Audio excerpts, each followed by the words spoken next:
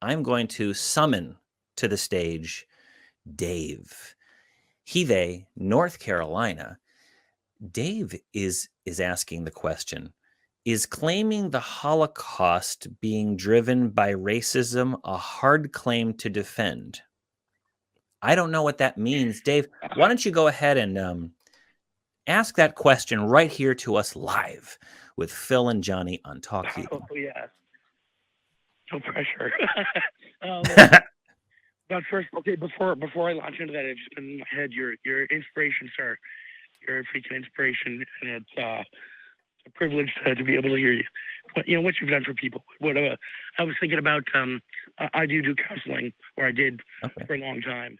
I was thinking about how I would counsel your last caller, and then you transformed my thinking about how to approach that, and you inspired me, sir. Thank you so much. You're talking about Phil. No, I did nothing. Dave, thank you for your kind words. I don't know what I did, but I think it's probably all of us together having these conversations that's probably doing it, as well as the hard thinking that you're doing. And so I'm sure. Tell me what you got. Tell me what you got about this question, because I don't know what that particular phrasing means. And I think there might have been a game of telephone going on here. So it was a compression. It was a compression of something that's a little needs a little bit more finesse than a short. Yeah. Let me say first, I think that the title of race is becoming revealed. It's not really meaningful, useful, sensible. I know what people are talking about when they talk about races, but the whole the name implies that they are mutually exclusive and in competition, which both are untrue. Never were true. And so, but to that extent, sorry, excuse me, I just need to clear my throat. It's a little.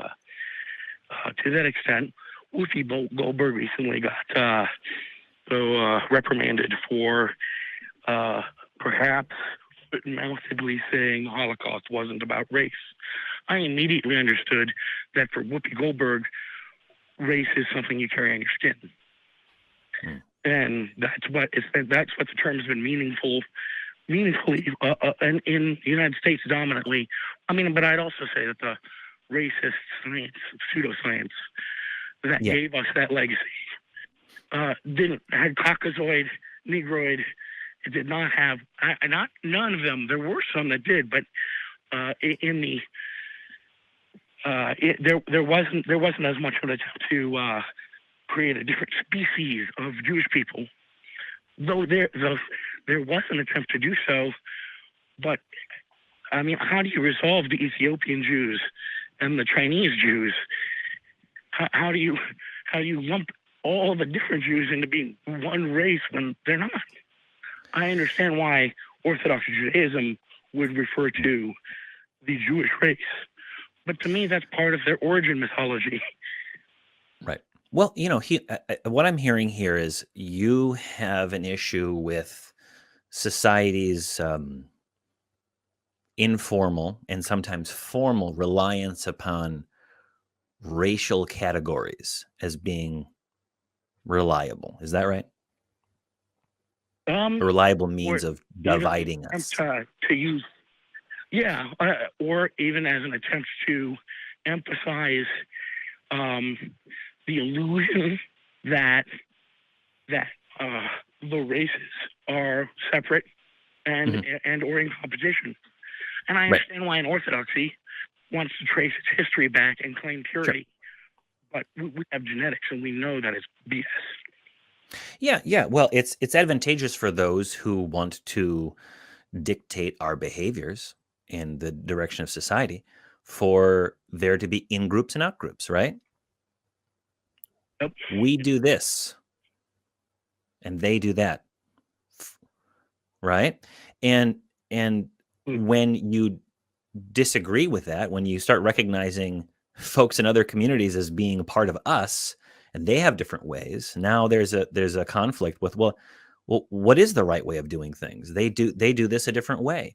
I think that there are those who who are gaining a louder voice because of technology, that are really focusing on racial distinctions as being much more material than they are.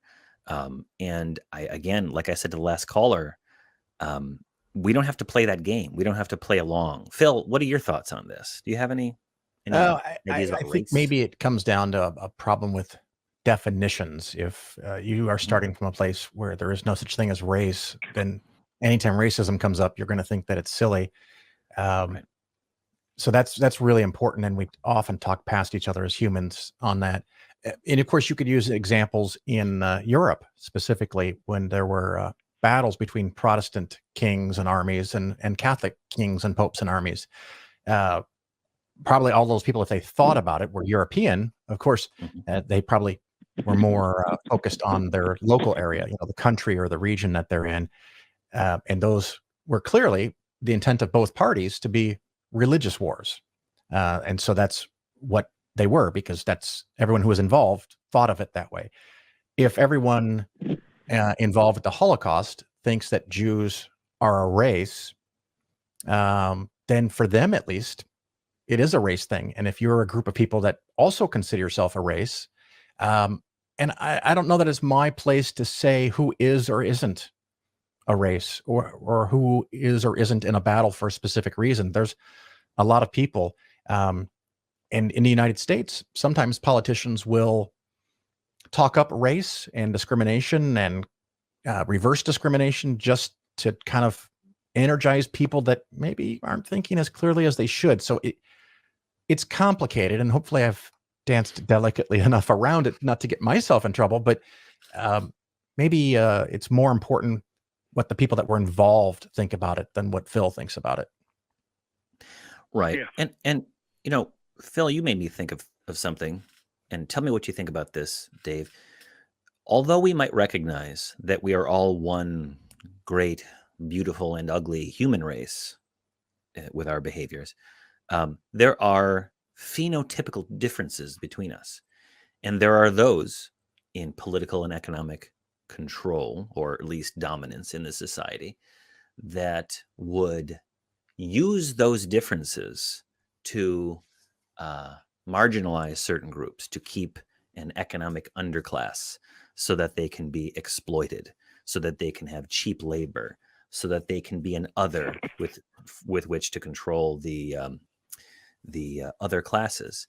And so when I say that we don't recognize that maybe proper distinctions between different human groups as race are real, there is a societal use of those distinctions, and that there are people who, if you belong to a certain demographic group, may statistically have different economic status than others. Sorry, my dog is right here. But what are your thoughts on that? That, recognizing that race as a concept is a bit faulty. Do you also recognize that certain people get the short end of the stick, statistically speaking? Oh, yeah. And I think that it would be dangerous for our society at this time to try to abandon the use of the term race, because it's such an indwelled social reality that we have held on to for hundreds of years. And it has shaped where we're at right now, even if there's lots of words that we use that we recognize they're not literally true, unless race gets I think rightfully now cornered more into when we're talking about racism. Yeah. But in that regard, though, like I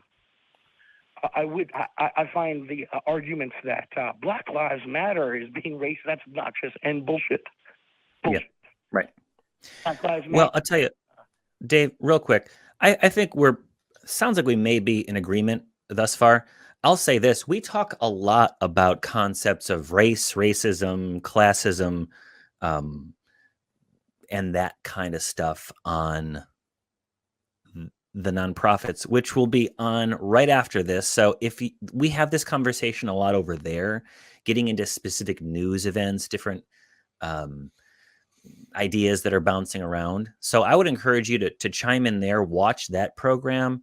But yeah, I think I'm not going on too far on a limb to say that the Atheist Community of Austin is very much anti-racism, and we need to break down those walls that would make distinctions between us based upon skin color and national origin. But thank you so much for calling, Dave. We're going to let you go. Tune into the nonprofits, but that goes for all of you.